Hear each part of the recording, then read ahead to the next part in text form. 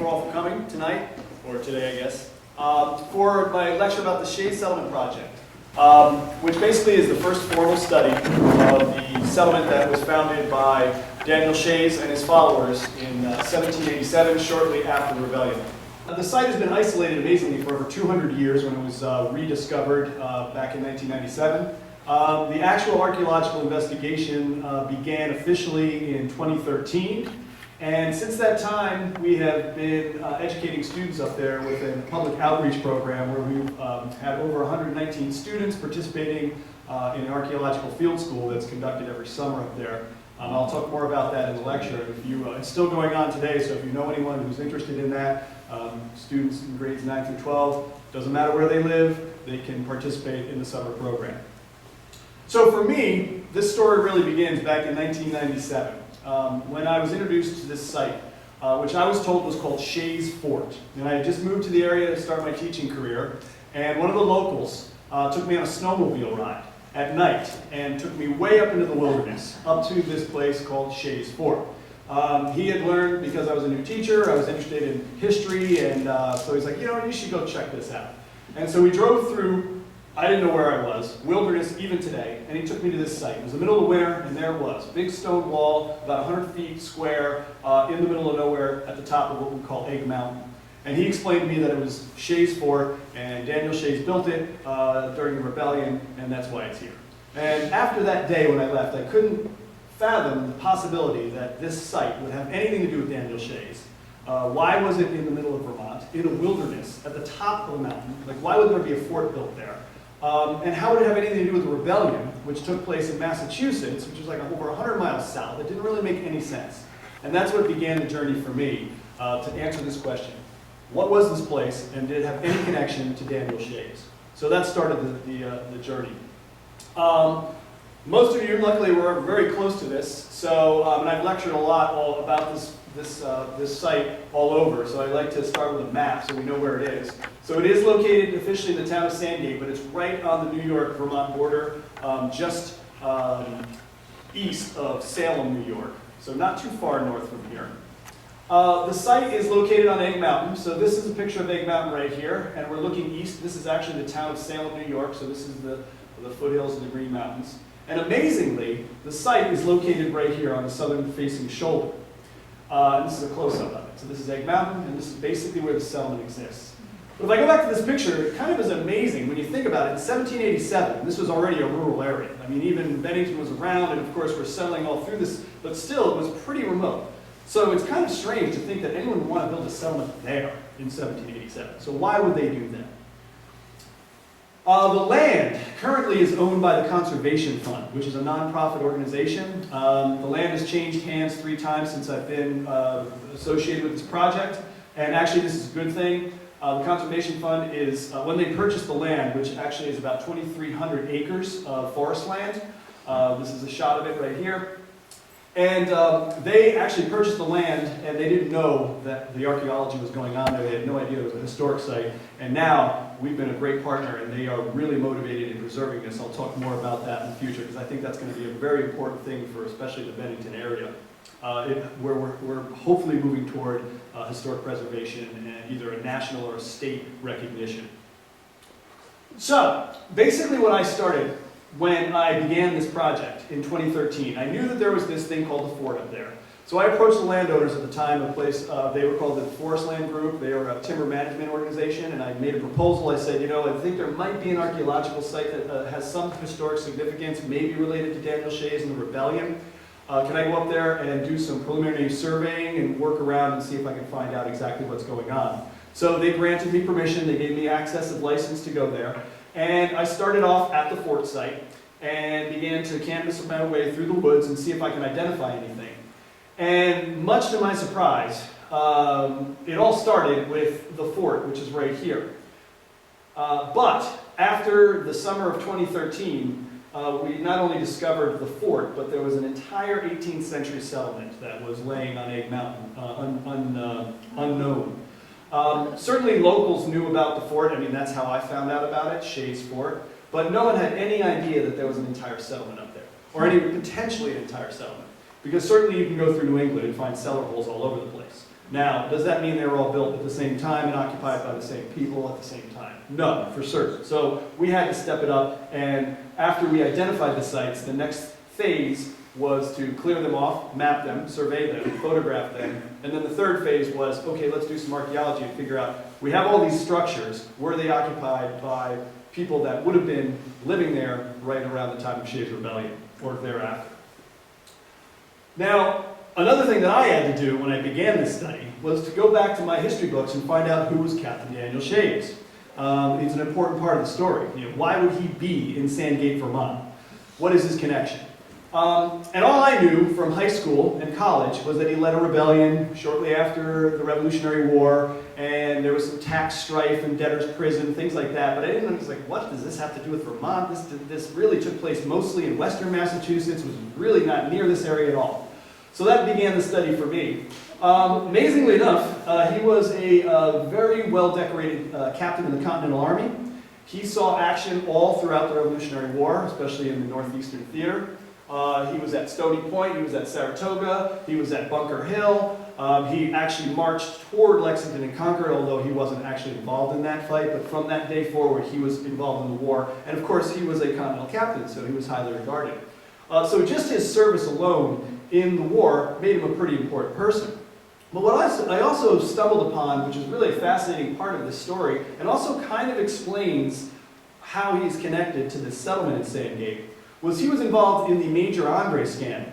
So if you're familiar with the Revolutionary War history, of course we have Benedict Arnold, the famous traitor.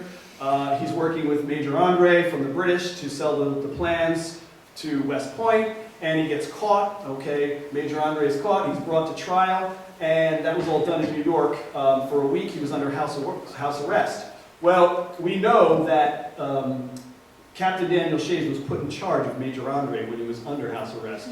Personally assigned by George Washington himself. So George Washington chose Daniel Shays to guard the most wanted spy in the revolution at that time. So that was a pretty interesting thing. It kind of gives you an idea of how well respected he was in the Continental Army. What's also interesting and how this might be connected to our story here in Vermont is he also witnessed the hanging of Major Andre as a spy. He was found guilty and he was hung. And I think that had a pretty lasting impression on Captain Shays. The other thing that's important to note about his military service is he was involved in fort construction. So one of the theories is that's Daniel Shays' fort. Well, does he have any fort knowledge? Would it have been a fort? Well, we know that he actually helped construct Fort Putnam, which is today located on the campus of West Point. And that's kind of interesting because he would have had knowledge of fortifications, and he definitely was connected to a fort already. So, what happens? Well, I can tell you that just the story of Shays' Rebellion alone is enough for a lecture. So I'm going to do it in like a minute or less. There are a lot of books written on this. I am not an expert on the rebellion. There's a lot of tax-involved things here. There's trade that was cut off by the British after they lost the war, which affected the economy of western Massachusetts. Veterans were coming home from the war with no pay. They came home to their farms, which were being managed by their wives and the elderly, and there was a lot of debt that was built up. The Massachusetts Constitution was really not well received by the farmers in the West, so there's a lot of things going on after the war that was making people in western Massachusetts pretty unhappy with their government. And you got to remember, they had just fought a war to free themselves from Britain. And this is a great quote here. And they were worried about a rising aristocracy bent on depriving them of their liberties. Now you would think that would apply to Britain, but they were applying that to Boston. And that's a serious problem for the people of Massachusetts. So what happened? Well, at first they tried to peacefully have conventions and discuss this problem and try to settle it through government and discourse. But that was rejected. So they began to take up arms, and they formed a militia, which was called the Regulators. And the Regulators were all veterans from the war. They were led by Daniel Shays and others. And what they did, really, in August and September of 1786, is they went all around through the state of Massachusetts and began to shut down the court sessions where their fellow veterans were being thrown into prison for not being able to pay their debts, losing property. And so they would show up. There was about 1,500 at this point, all armed, marching like a militia, and they'd show up at the court sessions, and of course everyone was like, okay, we're just going to get out of here, and everyone scattered. So there was really no violence, but there was certainly a threat of violence. And this went on for a very long time. Eventually, though, the peacefulness was set aside when the governor of Massachusetts finally convinced the lawyers and merchants of the Boston area to raise a militia to quell the rebellion. So they sent a contingent of soldiers to counteract the regulators. Now we're in Vermont, so this is a very important part of the story as well, because of course, Ethan Allen. Now while this was going on, there was actually a letter written to Ira and Ethan Allen by Daniel Shays and the leaders, asking him to see if he would take over the regulator army to lead the rebellion against Massachusetts. I mean, knowing the history of Vermont, as I'm sure you all do, this was not a state yet. There was a lot of rebellion going on here between Vermont and New York. And of course, the Allens did not have any kind words for their fellow Americans living in Massachusetts. I love this quote. So they basically offered him command of insurgents of the Massachusetts, and he contemptuously refused. So they tried to get Allen involved, and he wouldn't. But he does come back to the story a little bit later. So what happened? Well, basically it ends up at it's not truly a battle. Some people say it was a battle, but it's really an encounter at the Springfield Armory in Massachusetts. And this was in January of 1787. The regulators were marching on the Springfield Armory.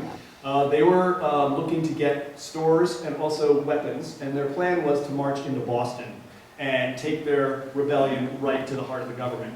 Well, they were met by a contingent of Massachusetts militia that was hastily put together. And what's interesting about this, these guys were mostly young college students that had no military experience. All of these guys were the ones that fought the war. And they marched up the road, and at first they fired a cannon over the heads of the regulators to try to scatter them, to say, okay, retreat. They didn't. They kept marching, and then they lowered the cannons and fired into the column of soldiers. They killed 4 men of the regulators, and then the regulators scattered and went into retreat. So there's really no shots at all fired by the regulators at the militia. It was the militia who fired upon the regulators. So after that, they broke up into basically 2 different columns. Remember, there's about 1,500 men. Some went north, some went west. Now, the ones that went north were led by Daniel Shays. And they were on the run, and they were being pursued by the Massachusetts militia. Now, luckily for them, this was a brutal winter. There was about 3 feet of snow on the ground. So the cannons that the militia had brought were slowing them down. And that gave a couple days of advance for the regulators to move north and get out of Massachusetts. During this time, because this was a serious event in Western Mass, and the Governor Bowdoin, was concerned about how this was going to play out in his state, they quickly passed the Disqualification Act, and this was basically a month after the encounter at Springfield. And they basically said that anyone who partook in the rebellion could come in, surrender their arms, pay 9 pence, and sign an oath of allegiance to the state, and their crimes would be forgiven. So about 800 regulators actually showed up and signed the oath of allegiance. This was also interesting because by signing it, you also agreed not to serve in any town office or in the government. You couldn't have an inn, you couldn't sell liquor, you couldn't teach school, and you couldn't vote and serve in the military as well. Now, interestingly enough, the Disqualification Act did not apply to Daniel Shays, Adam Wheeler, and Eli Parsons. These were 3 of the leaders of the rebellion who were specifically named as not being protected by the Disqualification Act. So they were wanted for treason. So the timeline that I've put together, basically that what happened. We know that in February, Shays leaves Massachusetts. We know that in March, there are dispatches from Bennington saying that regulator families are seen moving north into Vermont with all their possessions. And that was actually, they were moving through Bennington. That's a very interesting observation because the key here is moving with all their possessions. So they had ox carts filled with furniture and dishes and everything, clothing. They were leaving Massachusetts permanently. And that plays really well into what we'll talk about with the archaeology a little bit later.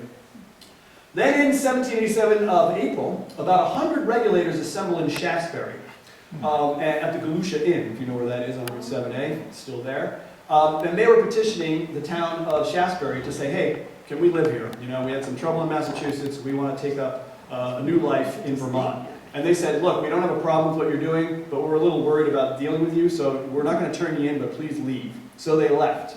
Well, where did they go? Well, we know they went north, And in fact, in July of 1787, the Worcester magazine is basically a newspaper from the time. And this was great because this tells a lot about what was going on at this time, right after the Springfield encounter. Daniel Shays and Adam Wheeler, who was his, basically his second in command, are seen leaving a public house, so a tavern, in Arlington, Vermont, on horseback, armed with swords and pistols. So they were in Arlington. Now at that time, 1787, Arlington was the capital of Vermont. It wasn't Bennington yet. And of course, Governor Chittenden lived right there. So it's kind of interesting to see that these guys were the most wanted men in the colonies, or the new United States, but they were freely walking around Arlington, drinking at a tavern, which is the capital of Vermont.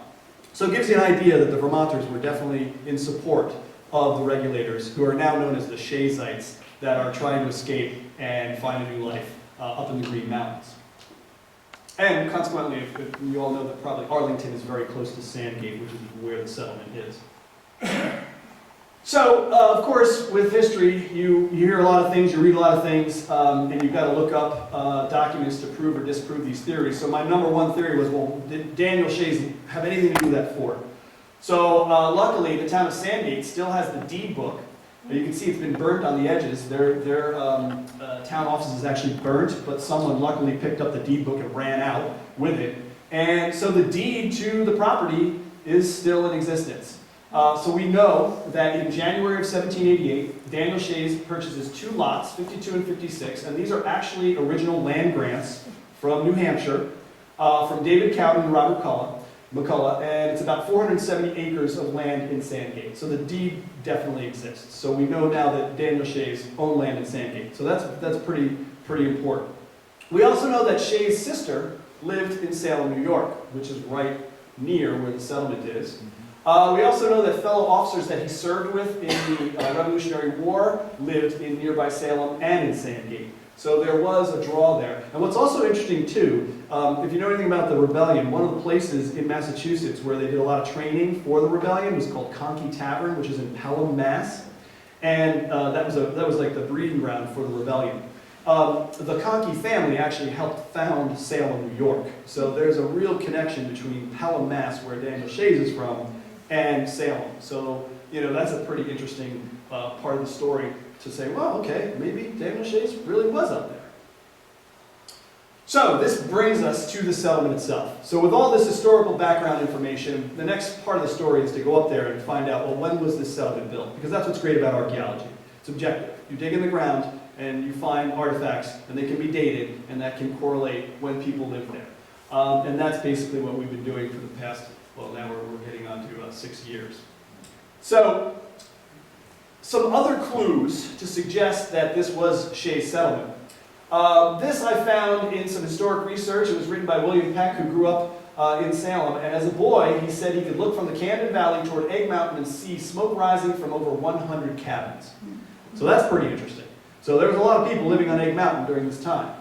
I also found this postcard, which I believe came from around 1900, and it says, Old Settlement on Beatty Mountain, Salem, New York. Beatty Mountain has been called, or Egg Mountain has been known as Beatty Mountain in the past. And it says here that according to tradition during Shays' Rebellion, there was a settlement that shows considerable extent, there having been a fort, a blockhouse, an inn, a mill dam, a mill, school, many houses, and a burying ground. So that is a typical 18th century settlement. So that's really intriguing. And the other side of the postcard has a picture that says, Ruins of Mill Dam. Another piece of evidence comes from Hemingway's History of Vermont, which of course is a very important resource for Vermont history. And it's kind of a similar description. It says a deserted settlement that consisted of a tavern, a little store, a fort and blockhouse, a mill dam, mill, schoolhouse, burying ground, and 15 to 18 houses clustered around a village green. So that's pretty intriguing. So, does that have anything to do with the settlement on Egg Mountain that I was discovering? Well, it certainly does. So, what we now know is that the settlement makes up about 300 acres, so close to the original 470 that he purchased. It's laid out on a central logging road. This is the topographic map of the Egg Mountain area. There's Egg Mountain. And the logging road that goes through there today is the same original road. You can obviously see that all the foundations are associated with that road still to this day.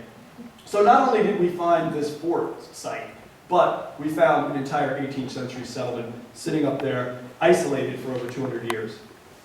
So, of course, the thing to do is go in and use archaeology and find out what's going on. Well, the fort site is very intriguing. It's a beautiful place, even to this day, to go up there and see it. It's poised right on the edge of high ground, overlooking the central road. If you know anything about military fort construction, this is perfectly built for a defensive structure. When I first came upon it, okay, this is what it looked like. You can kind of see the walls here. The best time to do archaeology in the Northeast is like April, after the snow melts and everything's flattened down, so you can kind of get a picture of what's going on. Little did I know, once we started clearing the sites and mapping and surveying them, is that we discovered a central foundation within the fort. Of course, immediately we began to think, well, is that the blockhouse that they talked about? You know, the fort and the blockhouse. So this is the fort site as it appears today. So you can see it's a wall that's about 100 foot square. It overlooks the road that goes through the settlement, and then there is a central foundation within it. This is looking at the back of the fort. What's also interesting is that the back of the wall looks like it was still being built. It's not finished. And if you contrast that to the front, which overlooks the road, which is a heavily fortified wall, it's kind of an interesting angle, and you can certainly see why people refer to this as a fort. So there's a shot of the fort site. Now, when we started doing the archaeology, the weather was really poor in the summer of 2014, and well, actually late in the summer of 2013 as well. So we could not really do any excavations in the fort because it just wasn't ready for that. So, but that still doesn't mean that we can't prove or disprove that it was a defensive structure. So, Major Royal Tyler was the officer put in charge of apprehending Daniel Shays and the leaders, and he was a major in the Massachusetts militia. So he actually came to Bennington, and he was working with the government here to try and figure out what's going on. He was in Arlington trying to convince Chittenden and others to apprehend Shays so they can bring him back to Massachusetts and he can stand for his crimes. Well, obviously we already know that the Vermonters didn't do that. They were protecting Shays. But he writes in his own autobiography that in February of 1787, now that's 1 month after the Springfield encounter, I arrested Adam Wheeler, who was the second in command, with Shays. And he was soon rescued by 40-odd subjects of New York, who carried him in triumph to a large mob of rebels. So that really puts us in an interesting situation. There was a skirmish, and it most likely was right around Sandgate because, you know, subjects of New York, the only way to get into the settlement would have gone through Salem. We know that Salem was very connected to Sandgate. So that's a very interesting correlation. So would there have been the need for a defensive fortification? Certainly. If they're wanted men, and one of them got apprehended and there was actually a skirmish to free them, they were obviously still with the mindset that they needed protection.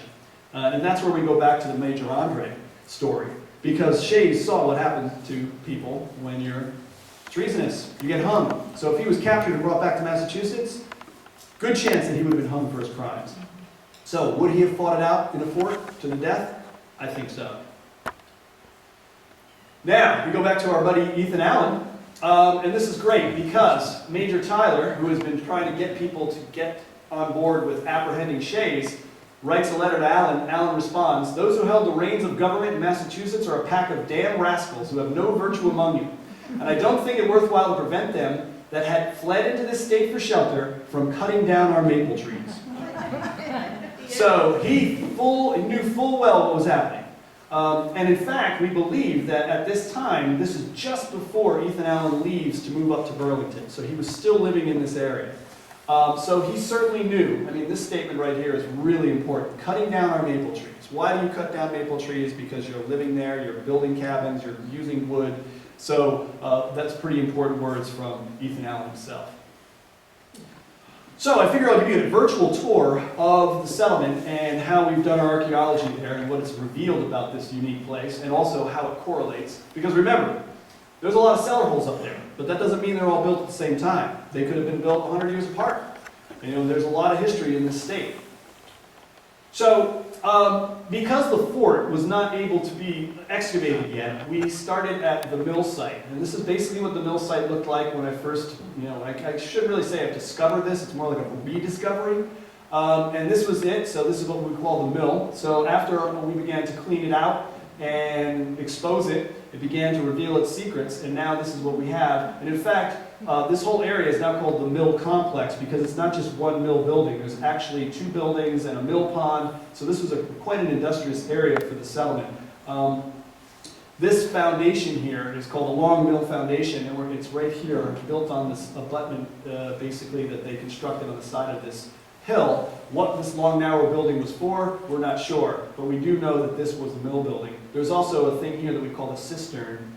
So this is kind of a map of the area. So there's the mill building, there's the cistern, the Longwell Foundation, which was a long building, and then the mill pond, which powered the mill. A lot of people go up there and say, well, there couldn't be a mill. I mean, the creek is over here, the mill's over there. Well, the way they constructed it is they conveyed the water, and they collected it, actually, after it was being used in a cistern. Pretty smart system and very thrifty.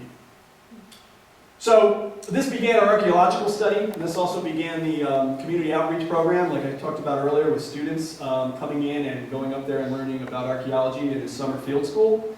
So we began our excavations at the mill because it was the open area and it was dry.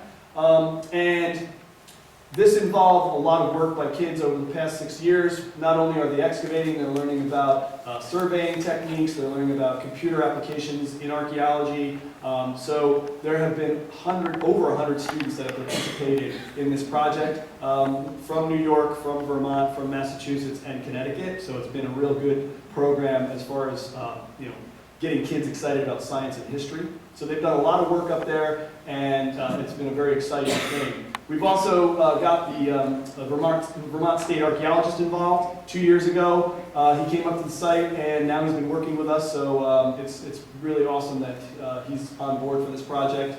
And I'll talk about later what we're planning, hopefully, for Archaeology Month in Vermont in the year 2020, which is next year, which is going to be some exciting news. And that was our excavation this summer. So work goes on. Like I said, if you know any students, please have them contact me. I'll talk about how you can contact me at the end for next summer's camp. All right, so let's talk about the archaeology at the mill. So I was shocked, first of all, that this place, no one had done work up there. And when we started excavating, I couldn't believe what we were pulling out of the ground. And you can see these are some of the ceramics that we unearthed at the mill. What's great about ceramics, and I have to thank the Bennington Museum, by the way, because early when this was going on in 2014, I brought some of the ceramics here, and Jamie Franklin helped out to identify some of these. So I owe a debt of gratitude for him. And what's great about these is a lot of these ceramics are very easily identified to specific time periods, when they were produced and where they were produced, so when they would have been used. And all of these are considered almost Staffordshire, England ceramics, so they're pretty much all originated in England, between the time periods of 1780 and around 1820. So when you talk about a date range that would support them being there in 1787, it falls nicely into that range. Not only do we have ceramics, tobacco pipes, glass bottles, and then this is a real interesting one.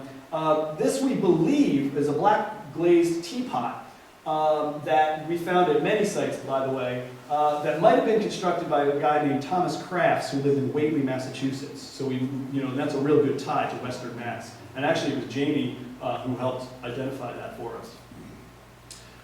These patterns are quite clear, so once we began to identify these transfer wear patterns, we began to date them, and like I said, the date ranges fall perfectly into the hypothesis that this was an occupation of around 1780 to 1815 or so.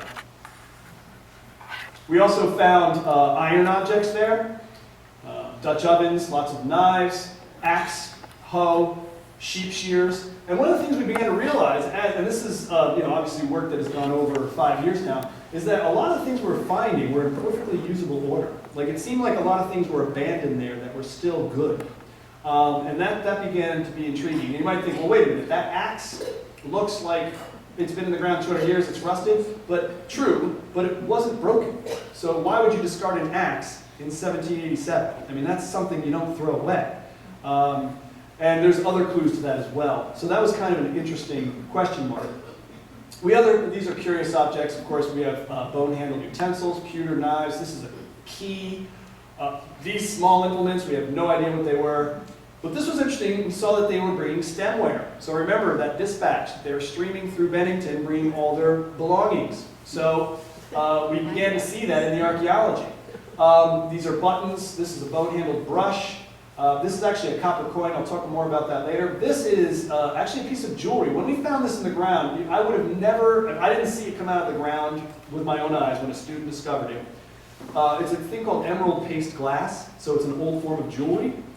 So it's essentially a fake emerald, but it was an 18th century jewelry piece. So that was really fascinating that we found that. So all the aspects of modern 18th century life during that time were being revealed. These were really amazing. These are a pair of 18th century eyeglasses that we found as well. Pretty amazing. The copper coin, you can hardly see it. It's obviously very difficult to read, but we have decoded what it was basically inscribed, and we know it's a Connecticut copper coin. Amazingly, it's dated 1787. So talk about the perfect date range for, I mean, that's when they would have lived there. Now, how is it that it showed up there? Why is it from Connecticut? That's another story I'll talk about later. We also, like I said, we found implements that were in usable order. This is one, okay, we have spikes. These are horseshoes and ox shoes. But this was a horse bit that came right out of the ground like you could use it today. You know, clear the rust off it and put it right to work. So why was that discarded? Why did they throw that out? I mean, obviously that would be something to throw out. We also began to discover window glass. Now that was a real strange discovery because my thought at this time, early on in the study, was that, okay, if the Shaysites were here, they were trying to build a quick little settlement, maybe they built some log cabins and hid out from the Massachusetts militia, and then they left when they found out that they were free. Well, that's not the case because back in 1787, even if you lived in Bennington, having a glass window was a big deal. Okay, it took a lot of money and resources. There's a great book by Eric Sloan. I don't know if you've ever, anyone is familiar with Eric Sloan, the famous artist, amazing guy. I would highly recommend looking up his art and his history. He wrote a book called The Diary of the American Farm Boy, which was from 1800. And in that, part of the story is that farm boy gets a window, a glass window in his room because it was such an amazing thing to have. So to find that the mill site had glass windows, very intriguing. We also found lots of animal bones up there. Cow teeth, horse teeth, goats, sheep, lots of poultry. And then we began to find evidence of burning. So we began to suspect that the mill site was burned to the ground. Now, for whatever reason, how did that happen? We don't know. But we certainly know that the site was burned. And that's actually a burnt timber from the building itself, which is pretty amazing. These are some other artifacts, but I show this picture because this was really cool. These are wolf claws. So someone was up there shooting wolves for whatever reason. Then we found this. This is a very close-up view, front and back, of what we call a copper dandy button. So a copper dandy button was basically, back in the 1780s, if you were a rich person, you could buy a jacket and have big shiny buttons on it and walk around town. Everyone thought you were really great because you could afford big shiny buttons. And that's why they called it the dandy button. Well, when we unearthed this, notice, someone was using it as jewelry. Okay, as a necklace. Now, why would you use someone's fancy copper jacket as jewelry? What happened to the dandy? I have no idea. Was that something that happened in the war? The story that this tells, we'll never know, but it's really fascinating that we found it there. So that all happened at the mill site. So if we go down the road to the tavern site, this is basically the only site up there that was compromised by 20th century garbage. Amazingly, all the other sites, the archaeology goes from 1780s to 1815. There's just this narrow window of artifacts. There's nothing newer than that, and there's nothing older, which is pretty amazing, except this site. There's a hunting cabin that was built near this site in 1900. We actually believe that the hunting cabin is built on a foundation from the settlement. And that's what our plan is this summer. We're going to excavate there to see if it was connected. But they threw all their garbage there for 100 years. From 1900 until the 1980s by hunters, and we had to clear all that out. But as we began to clear it through, we began to discover that this was a pretty significant site. We call it the tavern because it's kind of at the crossroads and that village green that they mentioned. And this is what the site looks like today. So a building that's roughly 25 by 25 with a big side dry-laid fieldstone chimney. It had a very deep cellar hole. Very difficult site to excavate because of all that garbage that we pulled out of it. In fact, oops, let me go back. Do you see this mound right here? That's all the 20th century garbage that we've been pulling through, beer cans from 1940 and everything else. But we have managed to also discover a privy there. We think it's a privy. It's very deep. These marks are 1 foot increments. So we haven't gotten to the bottom of it yet. It amazes me to this day how these people lived and built this place. Because they were on the run, it's in the wilderness of Vermont, and yet if you ask me to dig a 15-foot hole in the top of Egg Mountain and then line it perfectly with stone, I don't even know how I would do it. I don't know how they did it, but obviously they were very talented in their craft. Now we're actually protecting the privy because we are trying to excavate into the side of it so we can get to the base of it so we can look and see what might have tumbled into the bottom. Privies are great information for archaeology. So we're trying to work on that. But even though we have been limited at the tavern site, we have found ceramics there. Now remember, in archaeology, what we want to try to do is correlate these sites together. You know, did the people that lived at the mill, was it the same people that lived or worked at the tavern? And you tell me, do these ceramics look familiar? And I would answer yes, they certainly do. A lot of these patterns we're going to see play out all throughout. So whatever was going on at the tavern was occupied by the same time as the people that lived at the mill. One of the things that we found there is this thing called a chronal bell, which is essentially a big jingle bell that you could use for celebrations. You could tie it on a horse or a cow. We're not sure how it was used, but it definitely dates to the 18th century. Now, this is a tough map to see here, but this is courtesy of the Bennington Museum. I've done some of my research right here in the archives of Bennington. Tyler Resch helped me many years ago put some things together, so I thank Tyler for that. And one of the things we uncovered here that's still in your back rooms in the Bennington Museum was I call the Doc Maxwell map. This was in a letter written by a veterinarian who lived near Salem, and he was explaining the ruins on Egg Mountain to some people. And he put this photocopy of the topographic map of Egg Mountain, and on it you can see there's a highlight, and that's the road, and then he has a little X right here, and that's actually where the fort site is. And then down here he's got a little box labeled schoolhouse. Now that location today is where the tavern site is. So the tavern site either was a schoolhouse, or maybe we haven't found the schoolhouse yet, but it's a very intriguing thing. Unfortunately, Dr. Maxwell is no longer with us, and the mystery continues why he referred to that as schoolhouse. All right, so that's the tavern site. And then we move down the road here. This is called the Center Chimney Foundation. This is what it looked like when I first came upon it. Clearing it out, we exposed a very large building, which is about 40 by 20, that had a massive dry-laid central fieldstone chimney. We believe this is actually the doorstep. It still is in the same place. So you'd enter the house this way, and there was a small root cellar there. So of course, to figure out what was going on here, excavations begin, and we begin to find things like this. So the same type of Staffordshire transferware, polychrome, shell edge plates, all from that date range around 1780 to around 1815. We also have, this is a sickle, so there was agriculture going on there. We know that there are stone walls all throughout the settlement, so they were certainly practicing agriculture. And again, glass. So this location had glass windows. In the summer of 2017, we did some excavations at the Center Chimney House, and we found this button. Now, this button was identified as being a button from the New York State Militia from the War of 1812. So someone who lived at this house lived there until at least 1812 and fought in the militia with New York, even though it was a Vermont location. So that kind of ties together the community of Salem and Sandgate pretty well. We actually think we know whose button this is, and I'll talk about that a little bit later. So that's all at the Center Chimney House.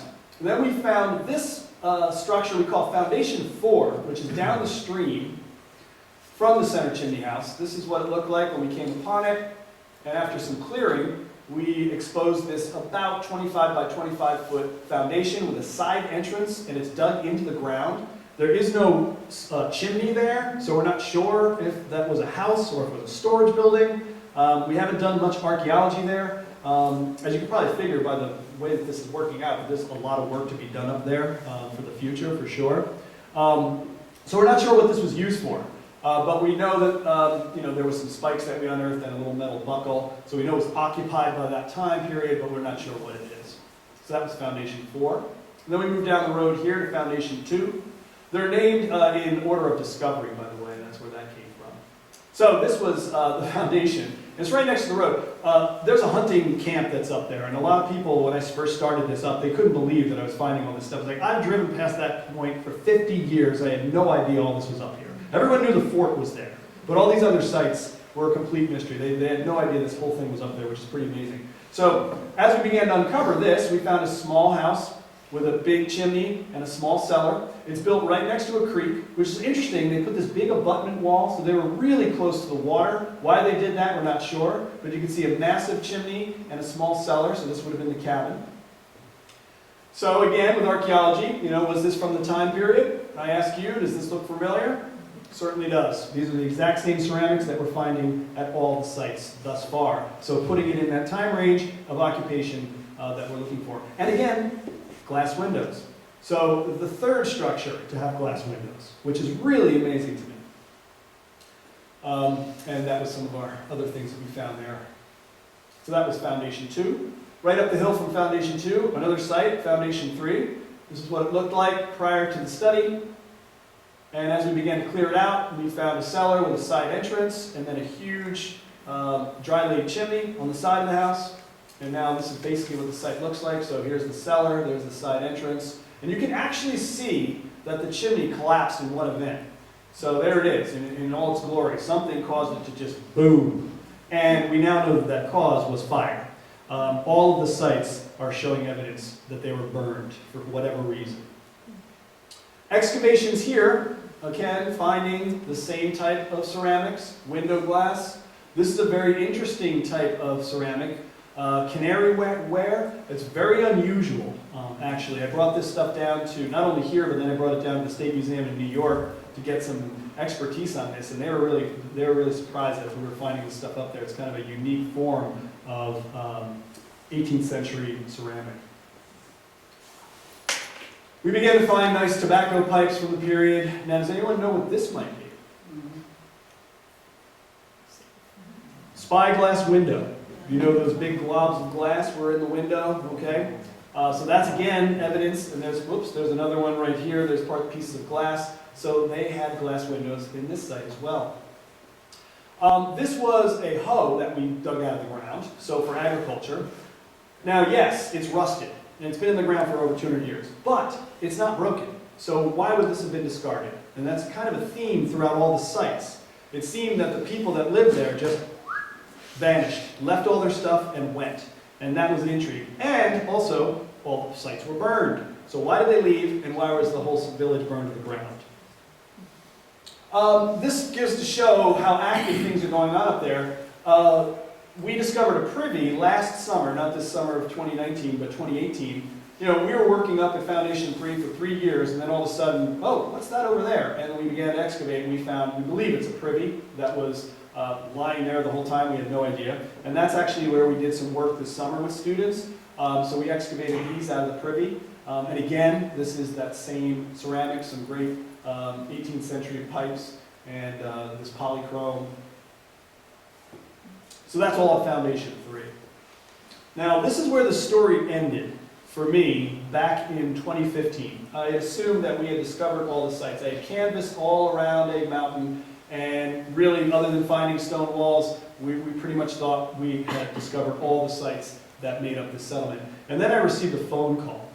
And at this time, it had been a couple of years that the settlement had been studied by students, so it was in the newspaper and people were aware of it. And this guy called me and said, hey, I know what you're doing up there with students. You better be careful, you're all going to get the plague. And I was like, well, thank you for that warning. We've been up there for 2 years. We're not worried about the plague, but I get it. And then he said, the other thing is, you're the plague, yes. You're not even digging near Daniel Shays' house. And I said, Daniel Shays' house? You know where Daniel Shays' house is? He goes, yep, I do. And where you guys are doing all your excavation, you're not even near it. And I said, okay, well, how about I come pick you up, we get in the Jeep, we drive up there, and you tell me where Daniel Shays' house is. He goes, no, I don't have the time. Click, hung up the phone. Now, he never identified himself, though after some research, I think I know who it is that made the call. But that didn't deter me, because I figured, well, where did I miss? And what I had missed is the way that we get to the site today. If you're familiar with the Salem-Rupert area, there's a road called Beatty Hollow Road. If you go all the way to the end of Beatty Hollow Road, there's a gate and then it ends, you're in Vermont, and it's private land that's owned by the Conservation Fund, which is where this is all existing. But that's the only way to get to the site is through that road. So you drive up through there and you're in a settlement. Now there is a road that goes this way that eventually it's much rougher and it ends up going to the end of what we call Blind Buck Road in Salem, if you're familiar with that. And that's actually closer to the town of Salem. So I figured, well, let me go down there and see what's going on. And I began to find stone walls, and I thought that was pretty interesting. And we're pretty far away from where the fort is. You know, if you look here, it's roughly, what, about half a mile. So I didn't really expect to find anything, but lo and behold, I find this structure. And we start to see, well, okay, there's some rocks there. What's going on? So we started cleaning it off. Unbelievably, we found this hearth intact, which is really this site, what we call House Foundation 5, which is the nicest site out of all of the settlement. This is a better shot of it. A very nice constructed cellar. Like I said, the hearth is still intact, amazingly. There was a room behind this. There are outbuildings all around it. So this was pretty intriguing. Now, of course, this doesn't mean that this was from the same time period as the settlement. It could have been built 100 years afterward, or 50 years, who knows? So that's what's great about archaeology, it doesn't lie. So we started excavations here. You tell me, does it look familiar? Same thing. Yeah, they're exactly the same as all the other sites. So whoever lived here was obviously part of the settlement. Was it Daniel Shays? Well, we don't know. There's no definitive evidence to prove it, but there's a lot of circumstantial evidence. One of the things, in his will, he leaves green edge plates to his daughter. Although we found green edge plates at the other sites, that doesn't really mean anything, but, you know, it's intriguing. But as we began to excavate, we began to find some pretty interesting things here. It seems that the person who lived in this house had nicer things than the other people, for whatever reason. For example, the other sites had all bone-handled utensils, okay, made out of bone. We began to find ivory-handled utensils here. We also began to find fancy buttons. Now these two buttons here are gilded in gold, so that's really interesting. Fancy shoe buckle. Pretty much all the implements had some type of bone or ivory handles. Very nice tobacco pipes. This is probably my favorite artifact out of everything that we found up there over the years. People ask me, well, what was the coolest thing you found? This is by far, it is for me. It's a Spanish silver dollar, and it is dated 1776, which is pretty amazing. But look at it. It's got a hole in it. So why is that? Was it used as a necklace like the copper dandy? Was a soldier who fought in the war, 1776, was it a medallion that they used? Or was it sewn into their clothing so they didn't lose their money? You know? That's true, it was a bad idea because they lost their money. Also glassware. Now this is something that's really fascinating too. And actually when I walked in here and I saw the Bennington Ironworks display, I began to wonder, holy cow, does that have anything to do with this? Because this is so strange. These are called banded iron slag. So we found this at Foundation 5, which could be Daniel Shays' house. Why were they there? Were they smelting iron on the top of Egg Mountain? Because this forms when you take iron ore, you put it in a big cauldron, superheat it so it begins to melt, and then the silicates will separate to the top and form a froth, and you skim that off, it hardens into a shiny blue glass. Now, we found them two separate pieces up there. There's no evidence that they were smelting iron up there. That really didn't make sense. But did that come from the Bennington Ironworks? You know, were they little keepsakes that Daniel Shays gave to his kids? He had 5 children that could have lived at this house. So those are pretty intriguing artifacts that we also found there. And other things, window glass, oxen shoes, redware, all kinds of implements for cooking. This is a pitchfork, amazing 18th century life. Now, in the small house next to the main house, we found this, which is a limestone. This is a great moment for students when we were excavating here, because we're excavating, they found a groove in the stone, and they're like, oh, what is this? And they're moving and they're putting water on it, like, oh, and they started getting all freaked out, and then they find it, and they're like, oh my gosh, it's a sacrifice stone. These are blood grooves. And it's like, well, I don't know. And so upon further investigation, when we finally removed this piece, we have identified it as a lye stone. So to make lye, it's very caustic. It's sodium hydroxide, which is used for making soap and other things. So you would take a barrel and you fill it with wood ashes and you percolate water through it, and it's so caustic, lye, right, that you can't put it in anything except ceramics, and it would etch, so we would have to have a stone groove to collect the lye into a ceramic jar. So they were very industrious up there as far as that goes. What's also interesting, at the base of Foundation 5, not this summer, but the summer of 2018, there was a huge oak tree that got blown over in the winter. And so we decided to do some vertical archaeology, which is really unusual, because the way that the site looks, that all the artifacts would have washed down the base of the site from gravity, and that's where the tree was. The tree blew over, exposed all this ground, so we figured, well, let's give it a shot. Let's see if we can find anything in the tree. And lo and behold, we started finding things in the tree, which was pretty amazing. And this is exactly the kind of thing that we've been finding at all the sites. But that was a real unique way of doing archaeology. Normally you're on your hands and knees, which can be tedious, but standing up was kind of a relief. So the old root ball. And this is Jess Robinson, who was up there that year. He's the state archaeologist of Vermont, who's been a great partner to the project. And Sally Mankian, who is a representative of the landowners, the conservation fund was there. And they've been great for the past 2 years helping us up with this project. And then Foundation 6, which is a small utility building that is across the road from the house that might be Daniel Shays. We have done no work here yet, but we're assuming that it's some type of utility building. So that's pretty much the settlement as it stands today. An amazing place, and certainly a time capsule of 18th century life. So, what happened this summer? Well, Foundation 7. So the story continues. Amazingly, we're discovering things up there every year. This is located actually right across the road from the fort site. So it's back up to the top of the mountain here. What we think is happening here is we've discovered the major sites that were large houses that were occupied by people that had more means than others. We know that at least 100 people were in Shaftesbury, so that means 100 people probably were in Salem and Sandgate. So you can't put 100 people in 5 houses. So we suspect that maybe not the leaders, but the helpers that were there could build a smaller cabin and only have a hearth and not a foundation. So there could be, remember that statement about 100 cabins with smoke coming out of the chimneys was made. So we assume a lot of people were living up there. We haven't found all of their dwellings yet, but this might be one that we still have work to check out. But like I said, it was just discovered this year. So what happens and how does this relate to Daniel Shays, and could he have built this settlement? Well, we know that in February of 1788, which is when Daniel Shays would have been living there, him and Eli Parsons write a petition to the state of Massachusetts seeking pardon for their crimes. And these documents still exist. Presumably they were written in one of those houses up there, which is pretty amazing. So the handwritten notes are still in the archives in Boston. We know in June of 1788 the pardon was accepted by the House and Senate, and they were free men. So they were absolved of their crimes.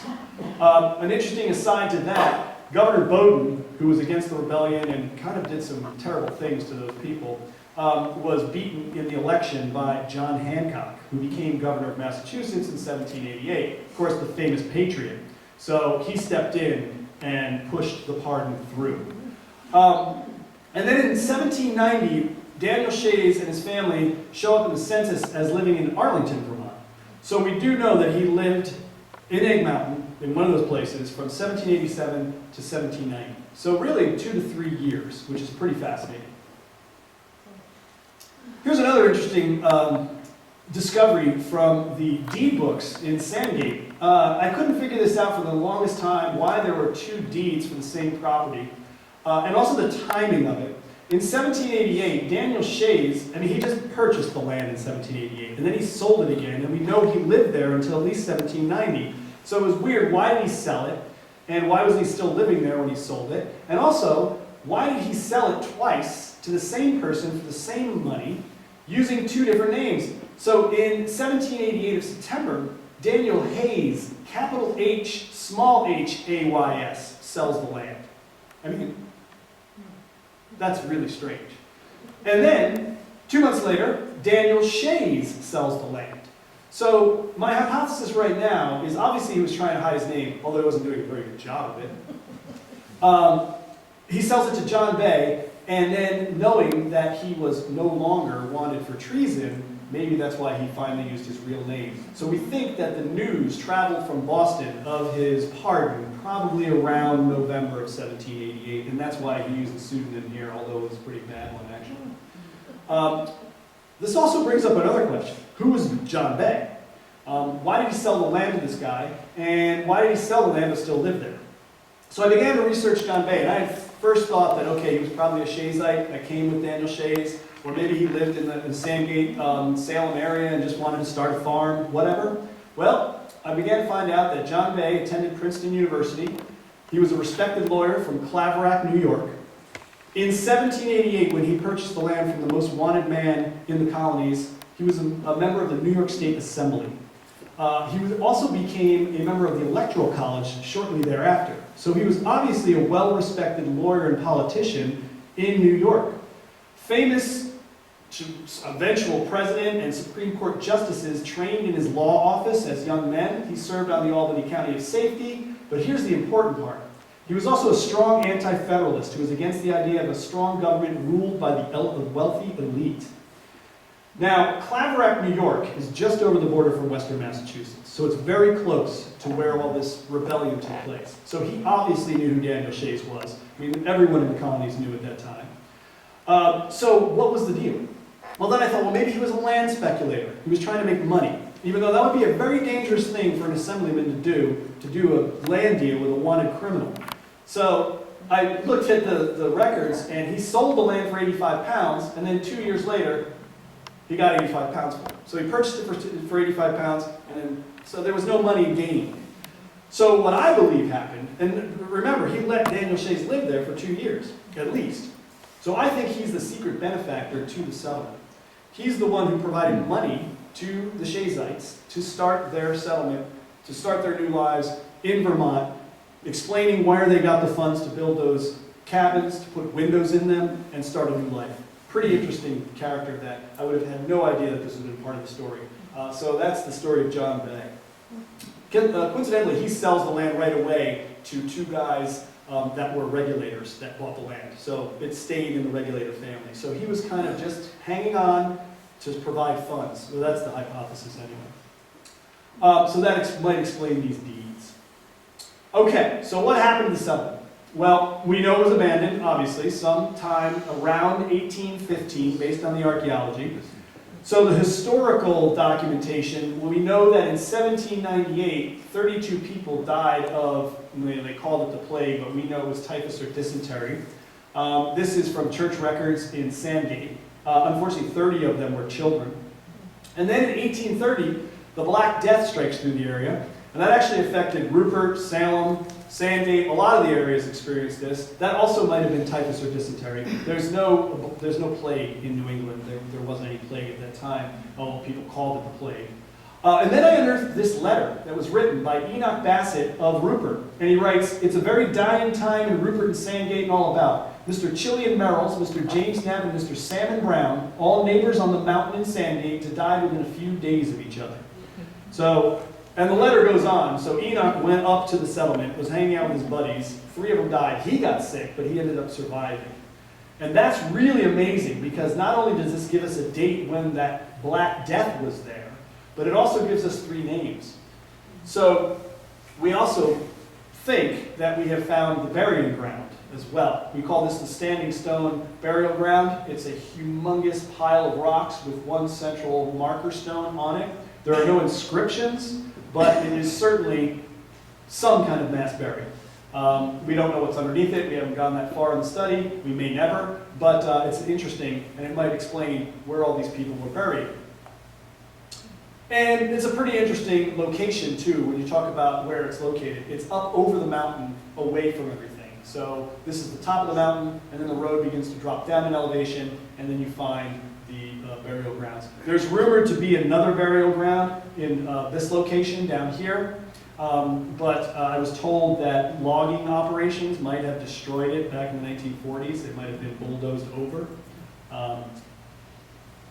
So, would this explain the evidence of burning? If there was a mass death and there was an epidemic that went through the settlement and killed a lot of people off, would they have burned their cabins down and got out of there? or was it the surrounding town people from Salem and Rupert that went up there and torched the cursed settlement? It certainly explains why we find evidence of burning all over the place.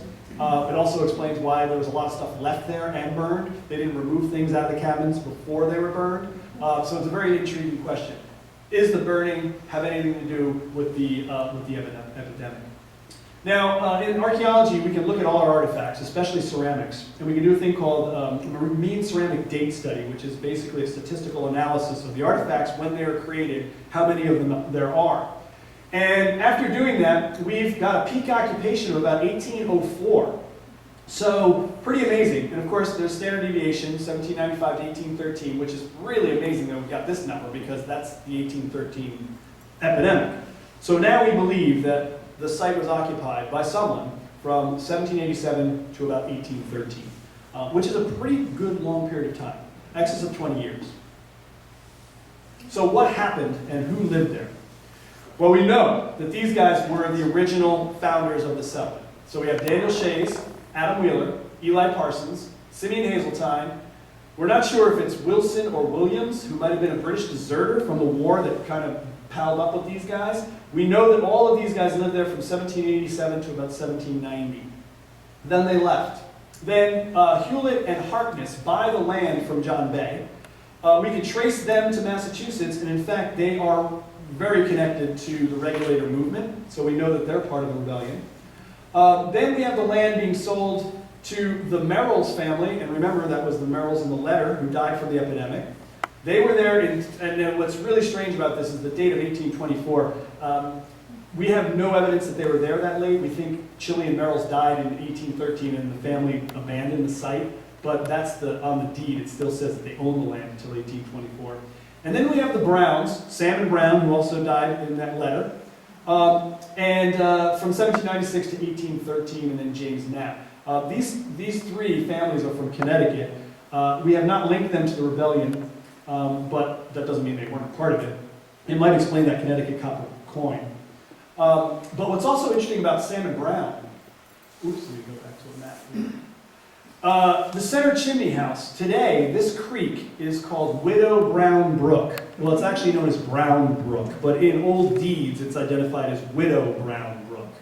So the hypothesis is that the Brown family lived in the center chimney house, Salmon and Lois Brown. They had 3 daughters they raised there, and unfortunately Salmon died in 1813, and that might have been his button that we found there. He might have participated in the War of 1812.